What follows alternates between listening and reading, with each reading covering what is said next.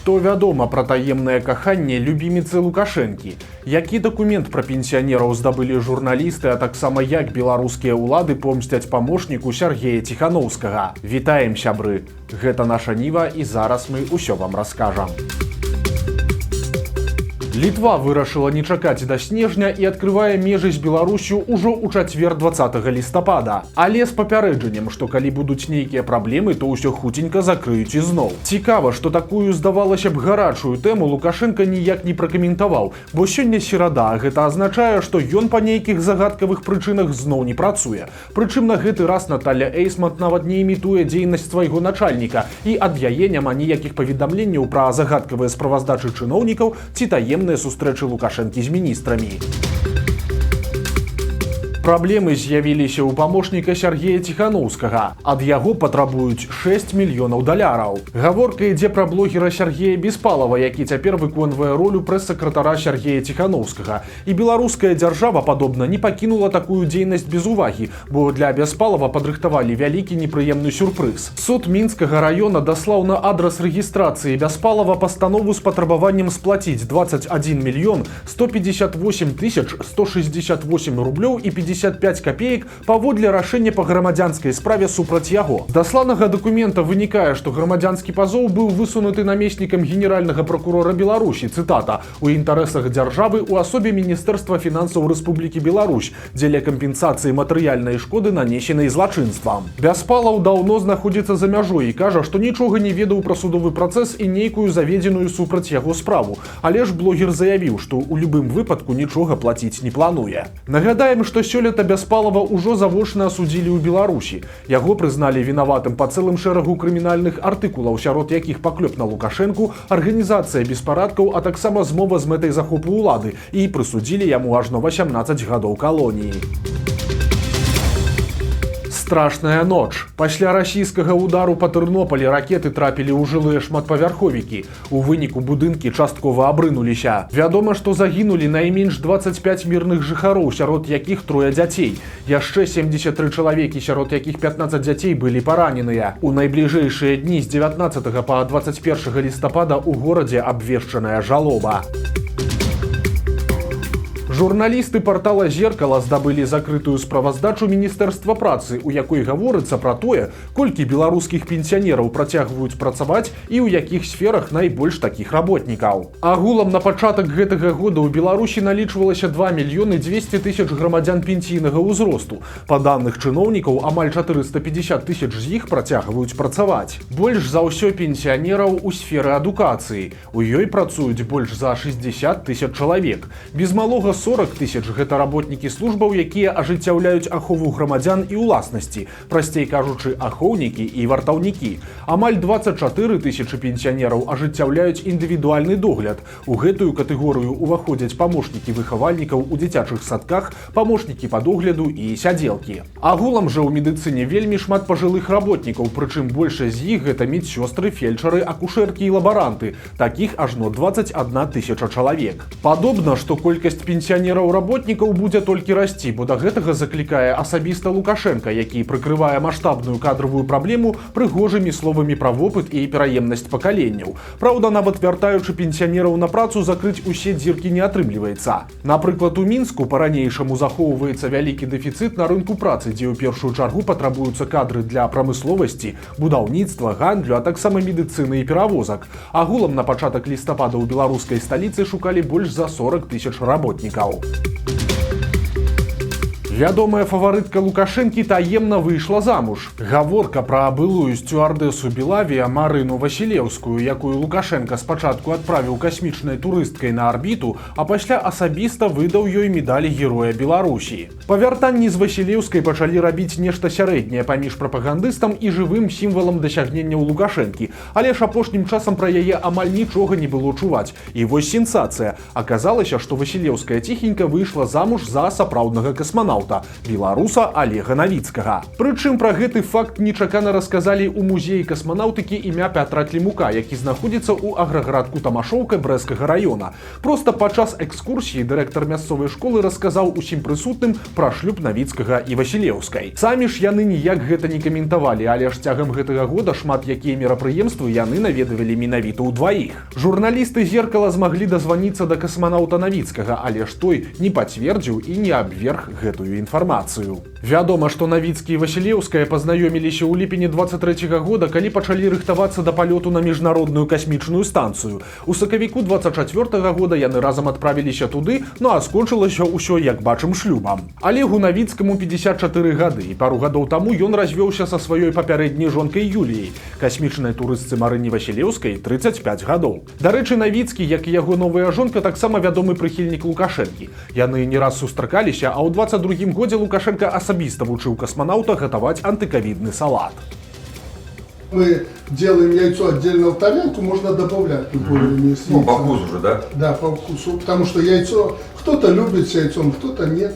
Я люблю. Салат молодости антиковидный. Спасибо. Так я же что сделаю? Я давайте. Нет, давайте, может, я потом помогу. Да?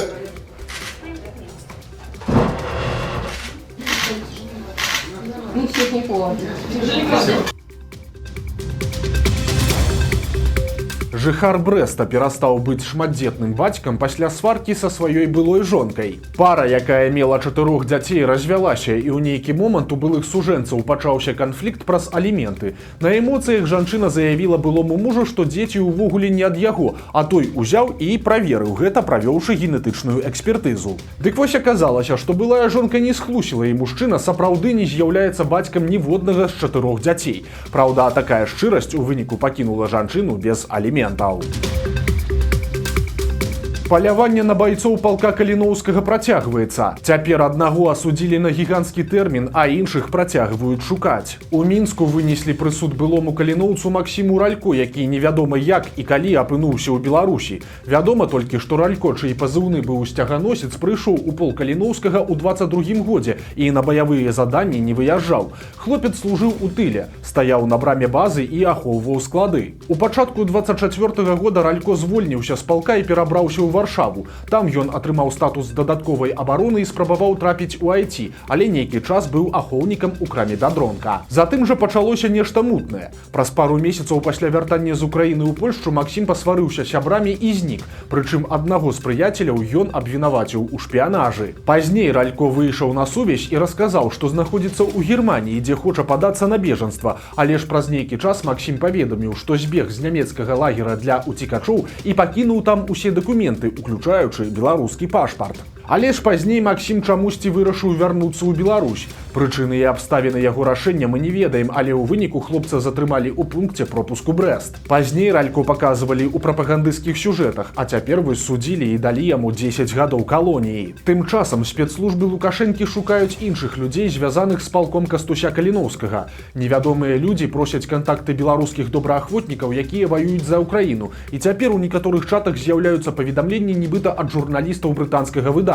Яны кажуць, што хочуць зрабіць інтэрв'ю з байцамі-беларусамі і просяць падзяліцца кантактамі такіх людзей. Пры гэтым аўтар допісу спасылаецца на кантакты з офісам Святланы Ціханаўскай. Аднак у атачэнні Ціханаўскай заяўляюць, што пра гэтых рэпарцёраў ім нічога не вядома. Цікава, што псеўдажурналісты гатовыя нават плаціць грошы, і за гутарку яны абяцаюць ганарар у 100 еўра. Але хутчэй за ўсё гэта правакацыя ці то ад КДБ, ці то ад іншага сілавога ведамства Лукашэнкі. Тут, дарэчы, цікавы такі парадокс. Лукашенко вельмі баіцца каліноўцаў і жорстка помсціць ім пры любой магчымасці. Пры гэтым беларусы, якія ваююць ці ваявалі на баку расіян, чамусьці зусім яго не бянтэжаць. Многія з тых, хто запісаўся ў расійскія акупанты, адкрыта хваляцца гэтым у сацыяльных сетках, але ж праблем ніякіх не маюць нават пасля вяртання ў Беларусь. Сум і ганьба. Дзяржава не знайшла сродкаў на выратаванне вядомага касцёла і цяпер просіць беларусаў скінуцца грашыма. Гаворка ідзе пра закінуты касцёл святога Мікалая ў вёсцы Княжыцы Магілёўскага района. Цяпер райвыканкам абвясціў аб зборы ахвяраванняў для правядзення супрацьаварыйных мерапрыемстваў і кансервацыйных работ будынка. Прычым гэты касцёл 17 стагоддзя ўваходзіць у спіс помнікаў архітэктуры, якія ахоўваюцца дзяржавай, але ж на працягу некалькіх гадоў грошай у бюджэце не знайшлі нават на кансервацыю будынка. Па законе захаванасць гісторыка-культурнай каштоўнасці абавязаны забяспечыць уласнік. Касцёл стаіць на балансе княжыцкага сельвыканкама, але там змаглі толькі абнесці небяспечны аб'ект драўляным плотам, забіць усе ўваходы, а па перыметры развесіць шыльды з надпісам «Уваход забаронены».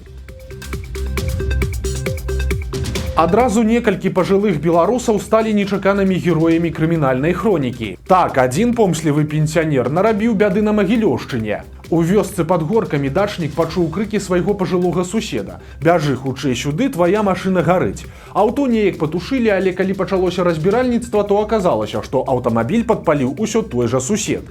Пенсіянер адмыслова з'ездзіў на запраўку, набраў там у каністру паліва, пасля чаго абліў ім машыну, кінуў запальнічку і праз нейкі час пачаў клікаць гаспадара. Прычынай такога ўчынку называюць асабістыя крыўды. Пажылы дыверсант лічыў, што сусед вінен яму грошы за нейкую старую працу.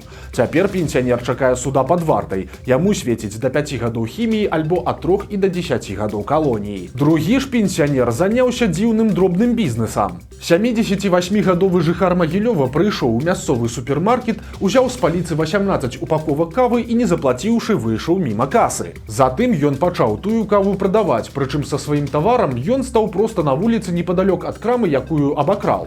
Падобна, што бізнес пайшоў, бо неўзабаве пенсіянер яшчэ раз прыйшоў у краму па каву, але там яго ўжо і павязалі. Цяпер пенсіянера чакае крыміналка за крадзеж і, магчыма, калонія.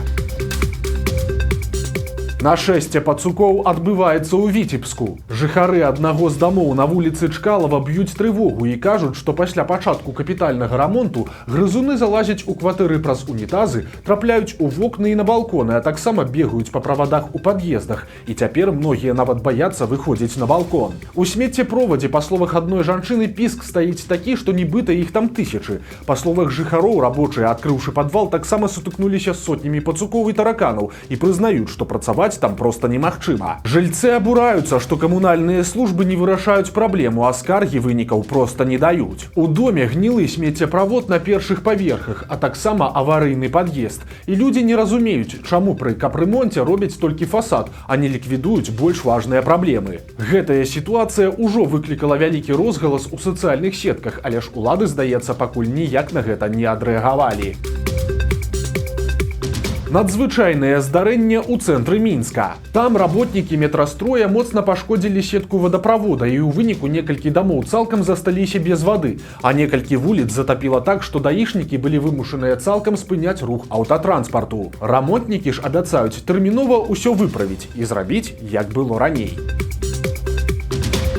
У Беларусі з'явілася новая гарадская легенда. Цяпер людзі здымаюць на відэа вось такіх чарвякоў у лужынах і просяць дапамогі ад уладаў. Маўляў, гэта паразіты і глісты, якія з'явіліся ад таго, што сабачнікі не прыбіраюць за сваімі гадаванцамі. Таму тэрмінова ратуйце і зрабіце з гэтым што-небудзь. Дайшло нават да таго, што каментаваць сітуацыю былі вымушаныя спецыялісты, якія патлумачылі, што на відэа ніякія не глісты, а звычайныя белыя чарвякі, якія называюцца энхітрэусы. Яны сваякі звычайных дажджавых чарвякоў і таксама жывуць у глебе і не ўяўляюць аніякай пагрозы для чалавека.